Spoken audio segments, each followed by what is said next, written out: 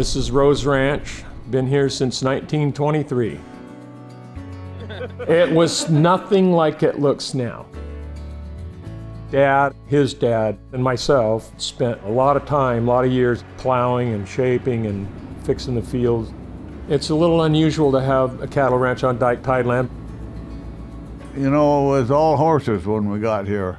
You could not drive a vehicle from one end of the ranch to the other. Dad and his younger brother, Uncle August, operated the ranch until Uncle August had to go into service in World War II. Dad, being a family man and a couple years older, didn't have to go.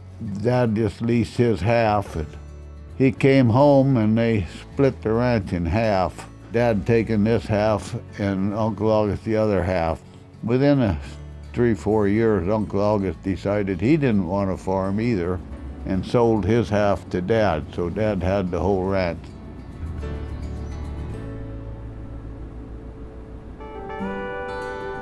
We're in a house that my grandfather built on Mom's side for Mom and Dad when they moved out next to the highway here. And that was completed in '38, and then we moved in October, and I had my second birthday in December. Growing up on the farm, always enjoyed working and building stuff, and if anybody was building anything, that's where I was. That's where I spent my youth, helping the carpenters or the mechanic. 66 years. This year will be 67. I was in between boyfriends, and Bob's mom said, "You should call this girl." I learned a few things.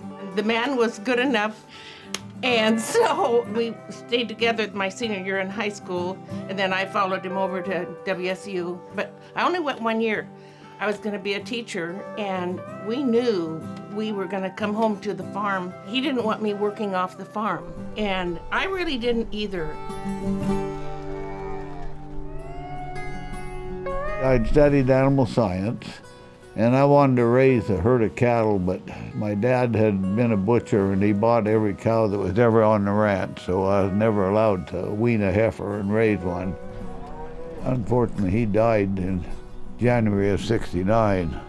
I'd only been home 10 years. I was 32 years old, and sat the kid down and said, "We'd like to buy the ranch, and you're going to have to work. You won't be paid, but your college education will be paid," which we did for the 3 kids. And it worked out, but we lived pretty cheap for a lot of years.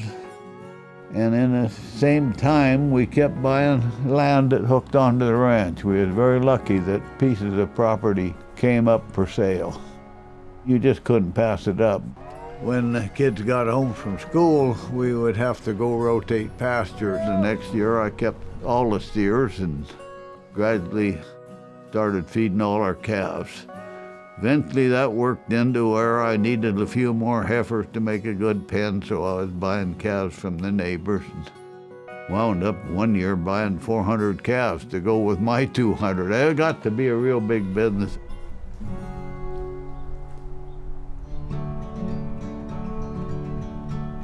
We run about 700 head.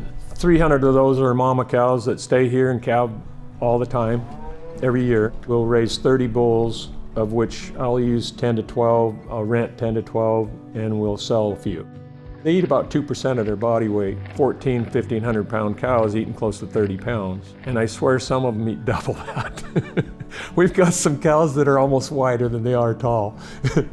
I love to see the little ones out there and see all the stages, and then you see, those babies, it's gonna all be starting over again. So they'll grow up and some of them will be our cows, and it's nice to know that you have done all of those stages and seen it come to fruition. You want tame cattle, they're easy to handle. We can drive out with our side-by-side and I just holler for them and they come running. When we're moving them from one field to the other, we drive ahead of them. Sometimes we'll come along behind because some of them are lazy and, not paying attention. Usually those cattle just jump up and run. They know they're going to new grass or hay or something. That's the easiest way to move them. There's 29 different traits in the Angus sire catalog, what to look for in each bull. This is like weaning weight, yearling weight, birth weight, calving ease, direct, maternal calving ease, milk, docility, marbling, carcass weight, mature height, yearling height. For one thing, our cattle have performed night and day better than they did 50 years ago. We started in the early 70s feeding cattle in a feedlot, and we've made dramatic success with our genetic improvement, with the grading and getting a consistent product. The whole industry as a whole has done the same. I mean, there's been so much emphasis on making sure it's a good eating experience for people in restaurants and stuff. We butcher our own animals for our own consumption, and the quality of our meat that we eat ourselves is just amazing now compared to what it was 50 years ago.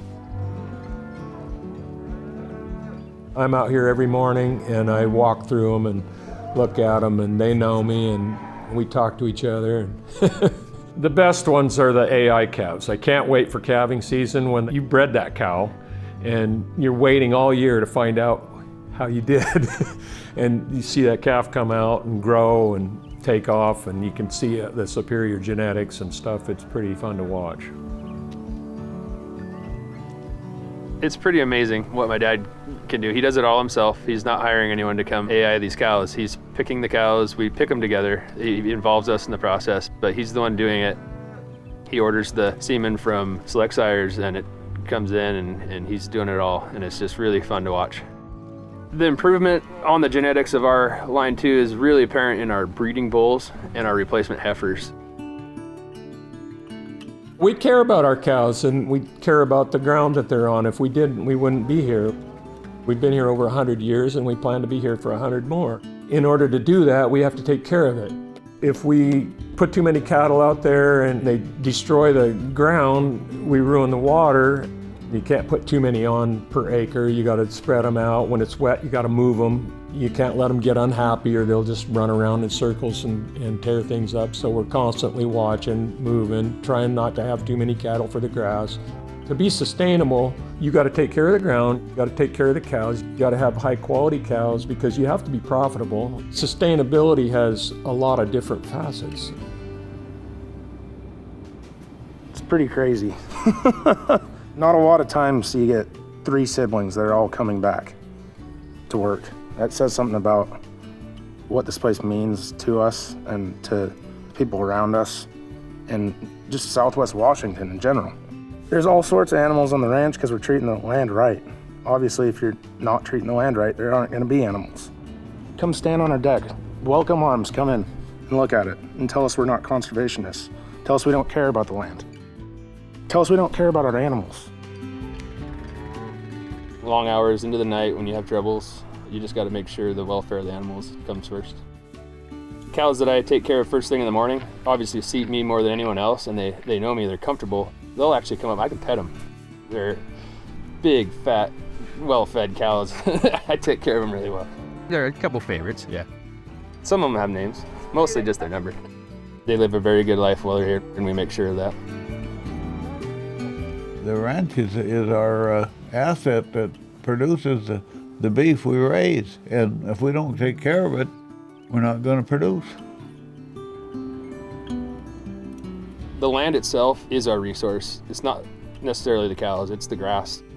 Dad harps efficiency on us. Efficiency with your time, with your animals, with your resources, your grass. So you want to make sure you're getting as much high quality beef protein off each blade of grass that we have here, and we do that by rotating, drainage. My grandpa did a ton of work getting this land to where it is today, just ditches and roads and drainage for all this water, because we have excess water here. We don't have to irrigate, but it's more of controlling, getting that water back out.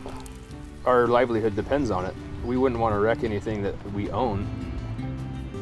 Stewardship of our land and the water, we just take great pride in, and we want our grass to be green, we want our cows to be healthy, we want the water to be clean. Like anything, if you treat it bad, like it's gonna be obvious, and we obviously love our animals and treat them like that. We're trying to do the best for our animals and our ground, and they do well when they're treated well.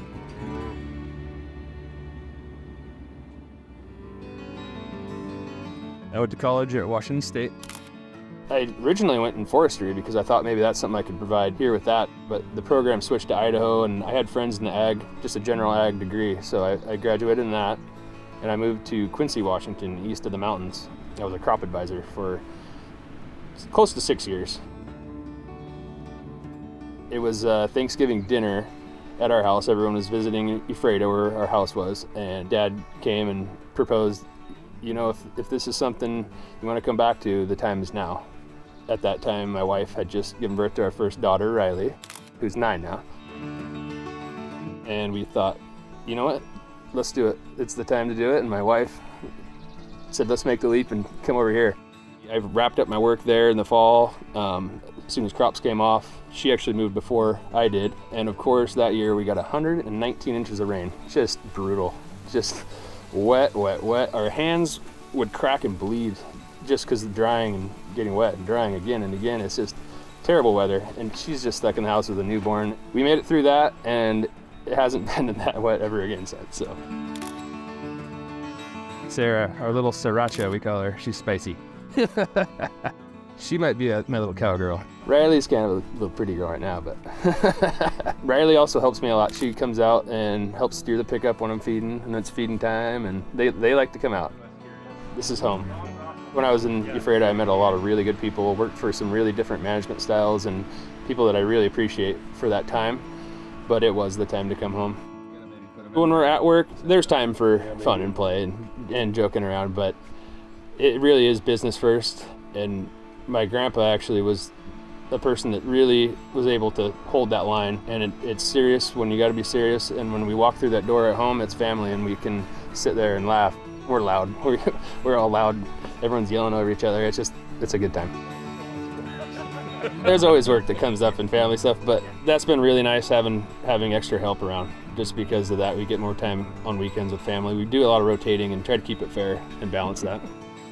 I think at Riley's age 9, she's starting to realize that she loves to wear a ranch hat to school, and she's pretty proud of it.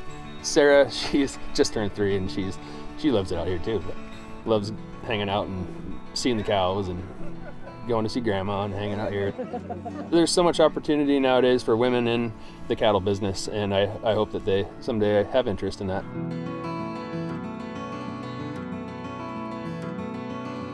Yeah, I played baseball at St. Martin's. Went there for 2 years. I went for business administration, but I mainly was there to play baseball. Didn't really like school all that much. I was good at school, but I didn't really like it. My second year, I tore my elbow and got Tommy John and went into a little bit of a dark spot. Ended up dropping out of school, and I worked up there for a year. I just couldn't afford to live by myself up there. It was way too expensive. So that's when I called Dad and said, I gotta come back. I talked to Dad and he said, me and Sean will be cattle guys. Brett will work in the shop, but obviously help us with cows and make decisions and whatnot. I was big into tools as a kid, and I'd watch my grandpa work in here and my dad work in here. Started slowly tinkering on little pieces of equipment, and it's just a lot of like looking at things, and like my dad always preaches, awareness. On the ranch, there's so many moving parts. As far as my job goes, if I send a truck out on the road that has bad brakes or something like that, I gotta make sure I dot my I's and cross my T's. Our production in the summer, that's huge because we get like a small window. We can make hay today and it's raining next week. So if the equipment's not running correct or maintained correctly, then we're not making hay. Just have to be diligent about that type of stuff. Even though it is old, it's still expensive stuff. So it's definitely important to maintain it. My youngest brother will be really beneficial to the ranch. Our equipment actually is older, and that's one thing that you can still work on those. Yeah, you can tinker and fix things. We're pretty old school as far as equipment and technology. I studied agriculture, technology, and management, a little bit of animal science, some business classes, hands-on classes like welding and that type of stuff. After I graduated from WSU, I moved to Boise, Idaho for a while and worked in property management for like 9 months, which was cool because we have some rentals properties on the ranch, and I learned a lot about that. Worked there for like 6 months until I got a phone call from my dad saying, to come home. So yeah, you don't know what you have till it's gone. But I guess it technically wasn't gone. We love working with the cows, working with the tree farm, all that. Brett likes to turn wrenches and work in the shop, and we break enough stuff for him to keep him busy. So, but I mean, everybody has to fill in on the morning duties, making sure everything's fed, making sure they're watered. Dad usually has a list of tasks for us to handle, and we get that done. It's really nice to have all three of us here because we get the privilege of kind of doing what we like to do. Bluffs, horses, cowboy boots. No, we're saltwater ranchers. Eastern Washington, a lot of mud, a lot of rain. We don't wear cowboy boots unless we're going out. We got fisherman's rain gear, rubber boots, and riding four-wheelers because that's just what works here. Such a unique place to have something like us. You look around and there's no other people doing this here. We're a member of a really neat community, a community of fishermen, loggers, oyster growers, crab fishermen, and there's darn few of us ranchers. It's a community of like-minded people. All those people have our back and we have theirs. I'm on the school board, I'm on the conservation district, I'm on the Farm Forestry Association, I'm a volunteer firefighter. We get together and we talk about what we do and they talk about what they do. It's just a very welcoming community.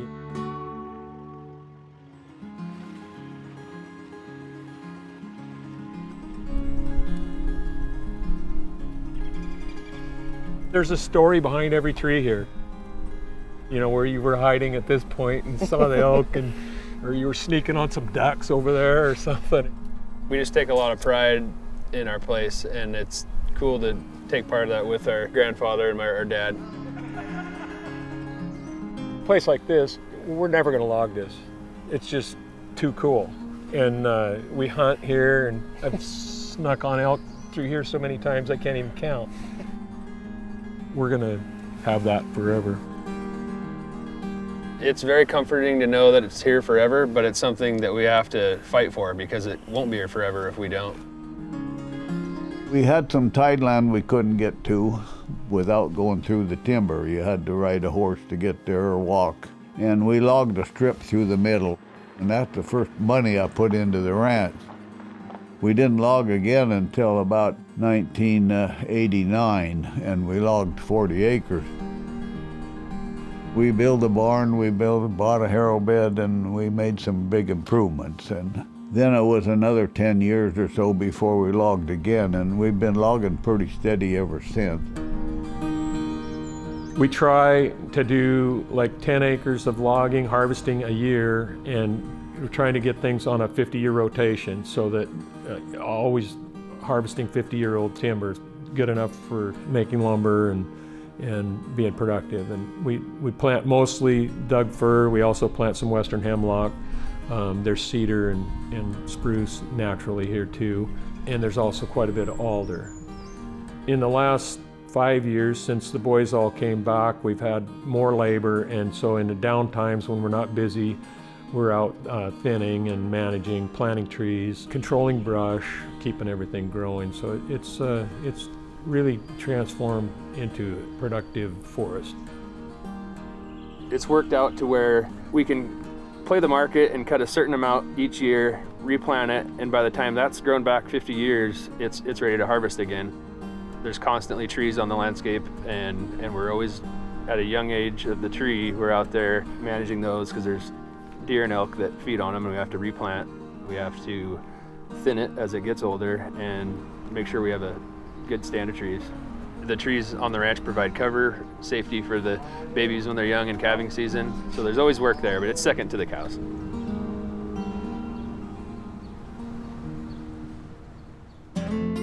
We use oyster shell all the time to fill the rough patches where the cattle have been walking. We fill it in, cattle can walk on it. It's not too sharp, it doesn't mess their feet up. We fill that in, and then the grass grows through it, and it just makes solid flat ground. We use it in roads. We just built a new road up on the hill. Lay down a big thick layer of oyster shell and then put one thin layer of gravel on top. Perfect road. Use it everywhere.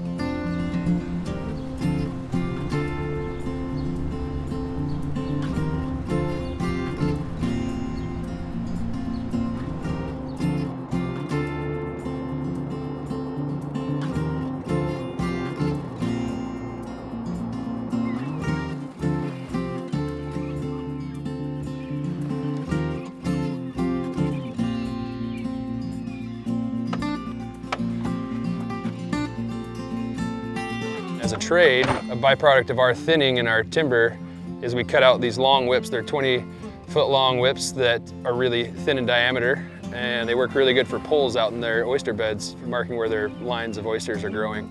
So it works out good for both groups. We'll actually take the full oyster shell, like one here in the main pile behind me, and most of them are like this, and we'll bring equipment down here, our tractors and dump trucks. We'll load our dump trucks and haul it to where it needs to go, just like this. And over time, driving over it, we'll break it down and really smash it down into a real fine powder like this. The second function of it too is it's also a fertilizer, lots of calcium and nutrients in that really green up the grass. This whole thing was a mountain before, and we hauled off all of it, and this is what they rebuilt in a year. We laid it down where the cows in the wintertime are calving and walking through all the time, and it keeps it from calves getting muddy and dirty.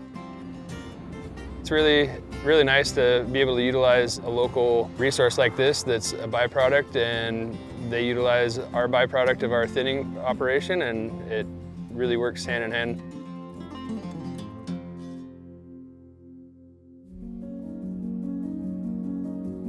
Jim and I got married and I moved over here, and it was a huge shock coming from dry 12 inches of rain a year to 100. But the first year he brought me here and he said, oh, it's not that bad. We got 57 inches of rain. And I thought I was gonna die. It was a record low. Record low. I think we got 75 the next year and 113 the year after that, so she got phased in. We started out working for Jim's dad, and eventually we built this house here and moved, and Jim has taken, more of the role in the operation now. It's a perfect place to raise your family. I think it's really important to spend a lot of time outdoors, away from the video games and the TV, and they have that kind of opportunity, and it's a wholesome way of life. At this point, we're having some fun and working together well and getting the job done. One boy likes to go golfing. The other two are absolutely fanatical at fishing and hunting. So much opportunity here. They love hunting, elk hunting, they all archery hunt. 3 sport athletes, all of them. Had a lot of fun watching our boys play sports, so. It's good that they can get time to be with their young families. She loves the grandkids. Sorry.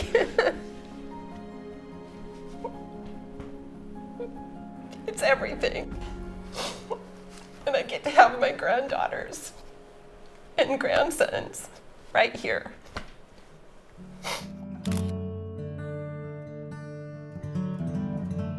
New little boy. First rose boy.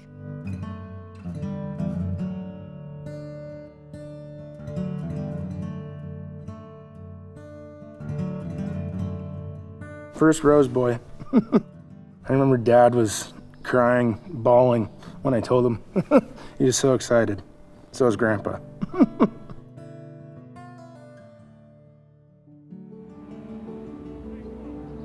It's been really great working with family because there is that flexibility. You don't really get those breaks. There are little off seasons, but really the cows are 365. Having all the boys back has been really nice that they can kind of share the load a little bit more, but you learn to be flexible, and I'm a flexible person, but I found my niche here in the community, and just embracing this lifestyle and this world has been really exciting. It definitely feels like home now. Embracing the lifestyle to me means embracing the day-to-day here, and that you have to be open-minded and flexible and understanding. Behind every cattle rancher is a wife who works in town, and that's, as the county clerk, I've embraced this community and being an elected official and what that means, and having my name everywhere. It's great, and I feel pride in the Rose Ranch legacy and name, and being part of that in a small community is really special. And I'm proud of the career I'm building here, but also getting to be part of this legacy and journey is exciting. I didn't understand when I first met Sean sort of what all this was, but I do recall the first time he brought me to South Bend. We went kayaking and I saw the ranch, and I knew before then he was my person, but I knew he was my guy, that this was a life that I wanted and I envisioned for us. The fact that I get to raise my girls here and they get to learn about the cattle and the lifestyle, it's really, really special. Happy to have my 3 boys all here ready to take over. The ranch started with 3 brothers and it's gonna continue with 3 brothers. The 100-year party, it was just a realization that we have something really special. The amount of people that showed up and supported us, it just goes to show that the 3 of us have some really big shoes to fill. It's gonna take all 3 of us, I think, to fill those shoes. It was pretty surreal. I think every one of us, we were in tears while we were talking about it up there. It was pretty crazy. I'm tearing up right now. It was something else. 2021, we started painting the barn in the fall. Bought a lift and scraped it and pressure washed it, painted it, and then we started painting the fence and doing the yard, getting everything, the driveway, and went to a lot of work and stuff. Man, it really came together. We invited a lot of people. We had close to 300 people here, and the weather was perfect and everybody had a great time. We had like 380 people. It was crazy. A couple of my friends came and we played over here in the swings, and there's the other field over there. I drive the gator and we were going crazy fast and we were taking videos of each other doing it. I'm proud to be a Rose. We have a lot of pride in what we do, and it was cool to see how many people show up and have good respect for us. I just really enjoyed that day. It was fun. I needed to write down the history of the ranch. I wrote a book.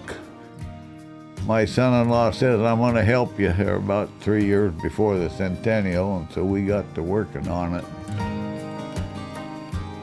We got it published and been pretty proud of it.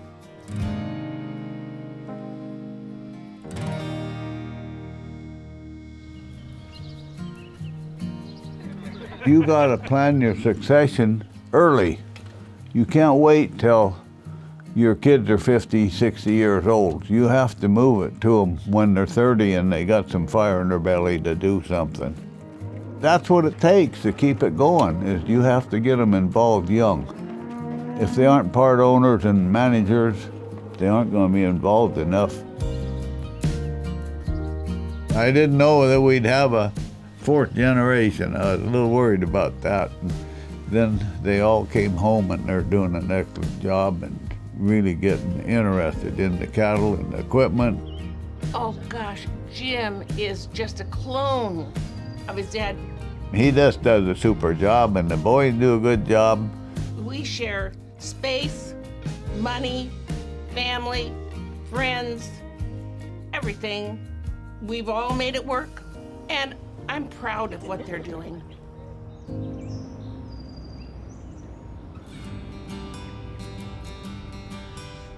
I wasn't ready to quit, but I kind of felt I had to. I had to get out of the way. I got frustrated working with them, and so I wasn't the boss and I couldn't control things. I just went to handling the timber and the logging, and that's where I've stayed, and I've been happy there. Working with my brothers is the best part, because we can talk to each other about anything, plan things to go do together, and then we bring it to Dad. He is the final say.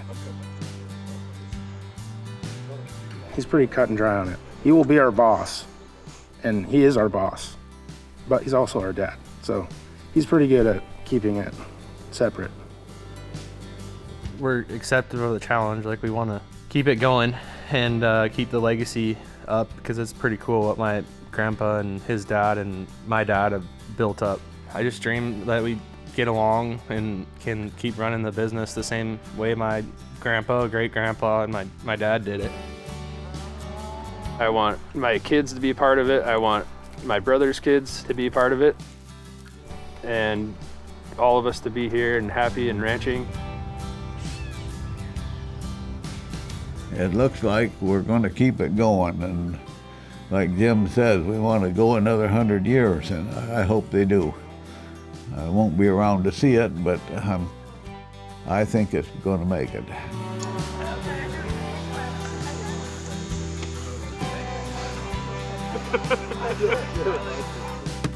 Oh, that went in.